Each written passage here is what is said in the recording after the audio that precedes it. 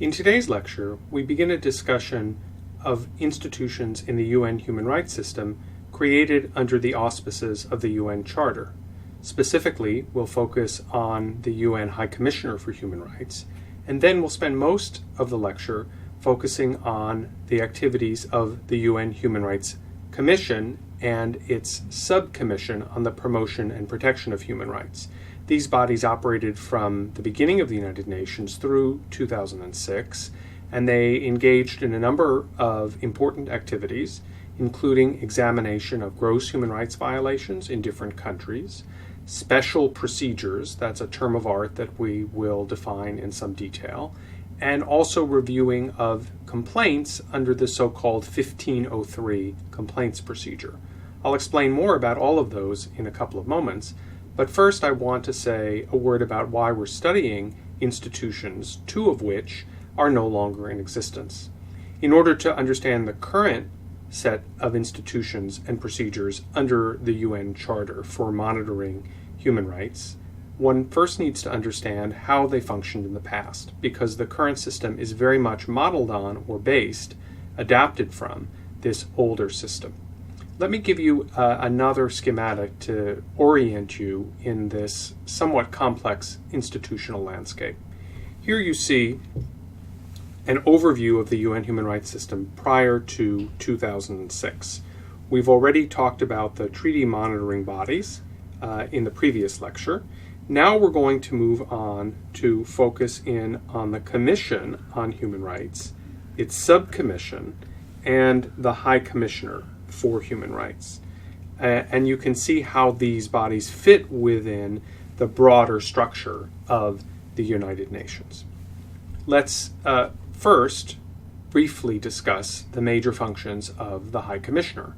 The High Commissioner is a position established in 1993 to serve as the United Nations Chief Human Rights Officer or official. He or she is appointed by the Secretary General with the approval of the General Assembly for a 4-year term that can be renewed once. And the High Commissioner's office supports all of the different aspects of the United Nations human rights system that you saw on the slide previously. So the treaty bodies, the charter bodies, and other human rights mechanisms. And the High Commissioner and the Commissioner's office have a number of priorities, including not only engaging with states, but also with civil society and helping to facilitate implementation, conduct studies on new human rights topics, and so forth. Let's now turn to a review of the basic facts relating to the Human Rights Commission. As previously mentioned, it was established in the mid-1940s, and here's an important difference from some of the bodies we've looked at previously. It's comprised of 53 government representatives who serve in their official capacities. That is to say, this is a political body in which the members of the body take positions that are consonant with the policy views of their own respective governments. This is to contrast with so-called expert bodies who are staffed by independent individuals who are not linked to or supported by directly particular governments or nation states. Now, the mandate that the Commission derives to carry out its activities comes from the UN Charter itself, hence the name Charter Body, and that is to promote universal respect for and observance of human rights and fundamental freedoms. And as a result of this mandate, the Commission had the authority to review the human rights situations in all UN member states, regardless, and this is important to note, of the particular treaty or treaties protecting human rights that those member states had ratified. So how did the Commission perform its work? Well, here you see some of the principal activities of the Commission during its existence up to 2006. So in its early days, it was most involved in drafting new international legal instruments such as the ICCPR and ICESCR and other human rights treaties. It also, beginning in the late 1960s and early 1970s, began to examine so-called gross violations of human rights and situations of involving a consistent pattern of violations pursuant to a resolution of the Economic and Social Council to which the Commission was a subsidiary body. So the Commission began not just drafting new legal norms, but also examining violations and monitoring implementation. In addition, the Commission held public debates, and it established an additional body, the Subcommission on the Promotion and Protection of Human Rights, to help it with its activities. And here you'll see that some basic facts about the Subcommission are that it was staffed by 26 independent experts who served in their personal capacities. So this was, if you will, a kind of independent think tank that was associated with the Commission and that assisted it by undertaking studies on novel human rights issues, authorizing investigations, making recommendations to states, adopting resolutions, and so forth.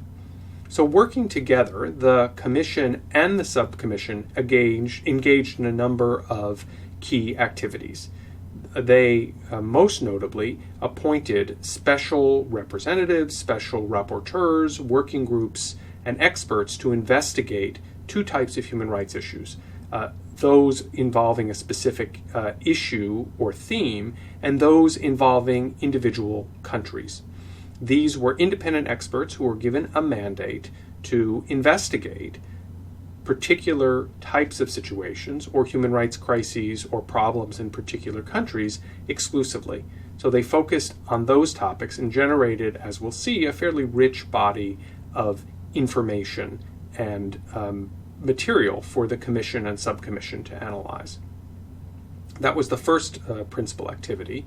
In addition, the Subcommission and Commission were involved in the review of communications, another word for complaints, involving not individual human rights violations, but a consistent practice of gross and reliably attested violations. This is the so-called 1503 procedure that gets its name from the resolution of the Economic and Social Council authorizing the Commission to review such communications. Both of these UN bodies also adopted resolutions on human rights topics and situations of human rights protection or violation in different countries, often in response to reports submitted by the different special procedures.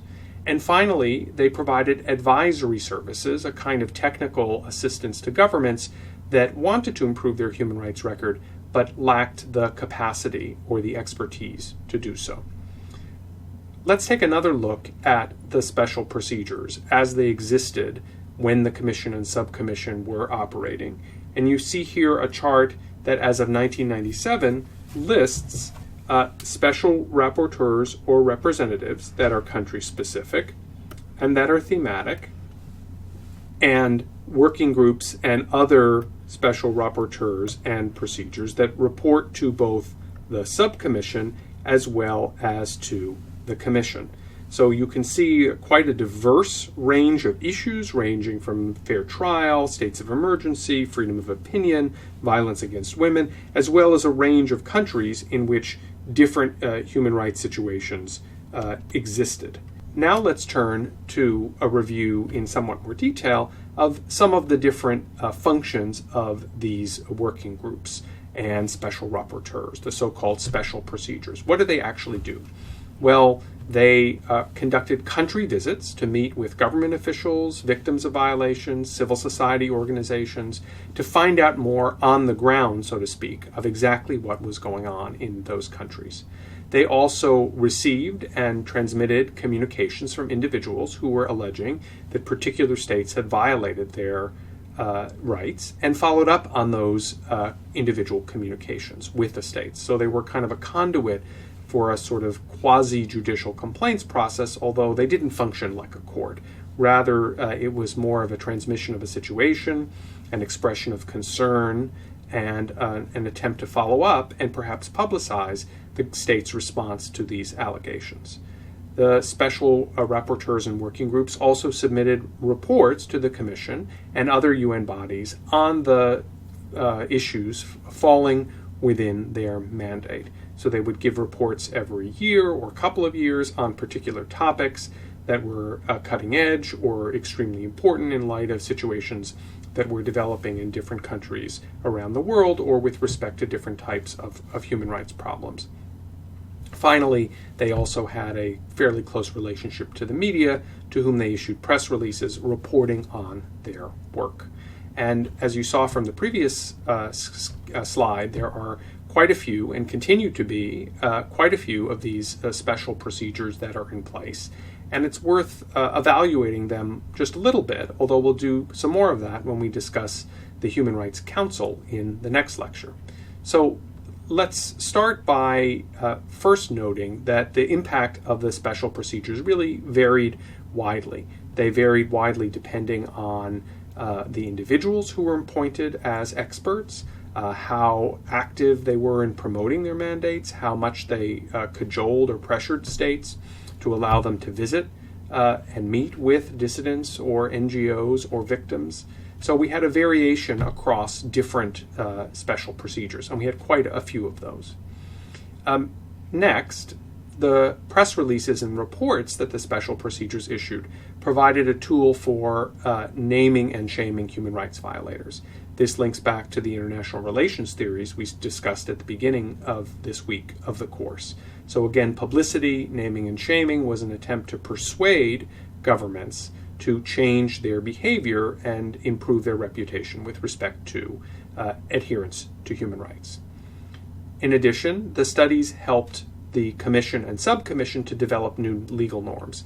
They were studies that were from the bottom up, if you will, reporting information from within specific countries in particular types of problems in ways that were kind of a fund of information and knowledge that allowed the Commission and the Subcommission to draft more precise legal norms in response to new human rights challenges.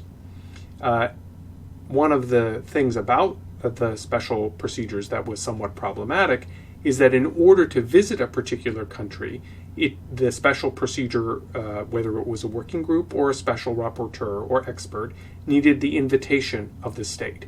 The special procedure mandate holders did not have the authority to simply go to any state without such an invitation. And as you can imagine, that provided a bottleneck or choke point for resistant countries to limit access to the special procedures.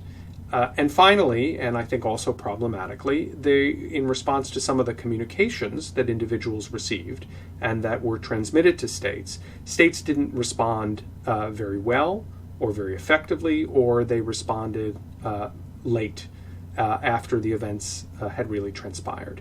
So this is not to say that the special procedures are not influential and important. They are, but they did have a number of limitations. And we'll talk about those more when we look at the special procedures as they have been translated into special procedures before the UN Human Rights Council. Before concluding the lecture, I want to focus for a moment on the so-called 1503 complaints procedure. Again, this is a procedure created by an ECOSOC resolution of the same number in the early 1970s that authorized the subcommission to consider these communications, again dealing with consistent patterns of gross and systematic, reliably attested violations of human rights. Now, how well did this procedure perform? Well, there were a couple of quite significant hurdles to its effectiveness, I would say. The first was that all the proceedings, both at the subcommission stage and thereafter, were confidential. And secondly, there were quite stringent admissibility criteria to determine whether a case could even be heard on the merits, as opposed to being screened out for being procedurally improper.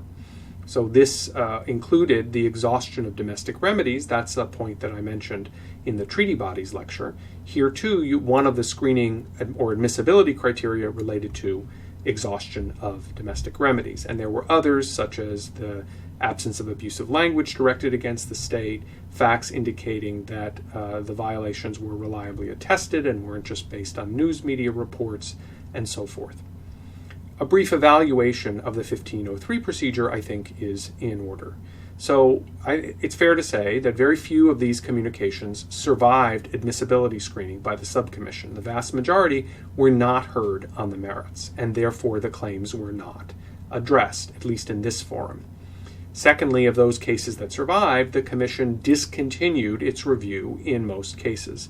Only a few, really a handful of cases, were transferred to the advisory services, that's the technical assistance branch of the UN human rights system, or resulted in the adoption of a public resolution by the Commission or the subcommission. And the confidentiality of the procedures, as I mentioned, was quite problematic because observers didn't know what was going on. There was no possibility for naming and shaming when the states involved or the government officials involved could not be named publicly. That said, one of the advantages of the special procedures is that it allowed states to engage diplomatically with other countries when naming and shaming would likely to be ineffective or where there was no other international mechanism available. Recall that one of the hallmarks of the UN Charter mechanisms for monitoring international human rights compliance by states is that it applies to all UN members regardless of any of the treaties that they have ratified and regardless of any of the complaints mechanisms that they might or might not have adopted. So, in principle, any state could be subject to a 1503 complaint in the case of systematic or gross violations. In practice, the process didn't produce as much as one might have hoped. But one has to look at it as a product of its time when, in the early 1970s and thereafter, and during the Cold War, this was already quite innovative to provide a mechanism for individuals to complain about very serious human rights violations, even if it wasn't perhaps as effective as it might have been or should have been. But again, this was at least a platform that could be built upon in the future, and we'll look at that in the next lecture. I'll close the lecture by referring to some additional sources where you can find out more about the High Commissioner for Human Rights and the special procedures as they existed under the UN Human Rights Commission and Subcommission.